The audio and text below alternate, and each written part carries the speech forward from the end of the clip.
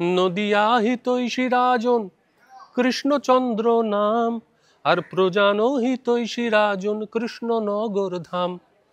রতনে রতন চেনে কৃষ্ণ চেনে গোপাল, আর রাজ দর্শনে গোপালের খুলিল কপাল। আচ্ছা, এই গোপাল ভাঁড় কি সত্যি সত্যি ছিলেন?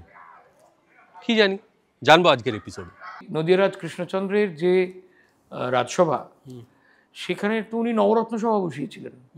সেখানে যারা ছিলেন, যে লোকটা ছিল না তার নামটা বাঙালি জানে, তার নাম গোপাল ভাঁড়।